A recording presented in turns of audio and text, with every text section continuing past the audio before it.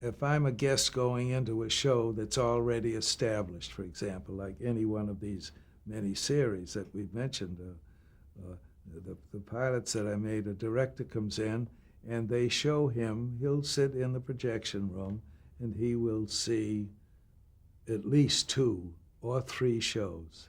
He knows the character, he knows where they're going, and I don't mean to oversimplify it, but then the rest of it is he happy with the script?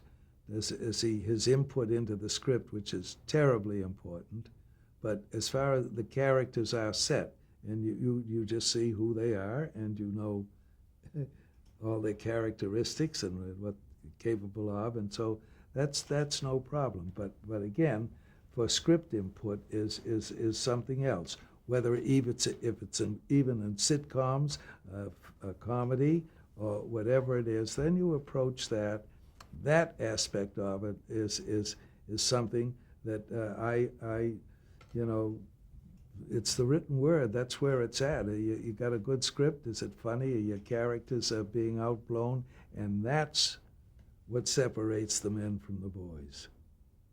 And understand, you have it, but your insight into what works, what's funny, what isn't funny, what's overpressed, and then you go and argue it out with.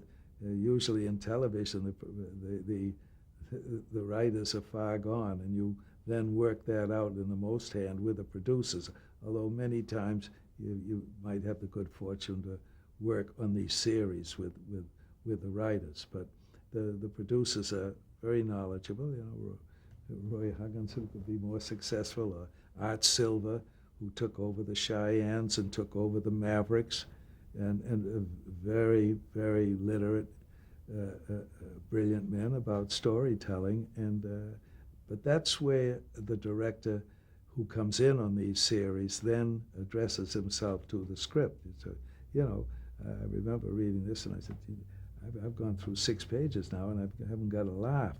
Now, there's a funny situation here, if we so forth and so forth, and that's where a director's input is terribly, terribly important. That's, as I say, what you do in at least in where the characters are there and so forth. Then your attention is to the script, and you just it's a very funny thing about the written word. When you've done it so long, and I've been reading scripts, you know, for all these many years, even before I became a director, and listening to a director's input into scripts, you just realize that that's where it's at in the written word. And a director, and I saw Sam Wood, who was just brilliant. He rewrote a wonderful film with Jimmy Stewart and June Allison, and he had a little stub of a pencil. And as brilliant as a director he was, he interestingly enough, he was not the most articulate man. But he knew in his head, and he had this little stub of a pencil, and he worked that script over. What an education it was to me.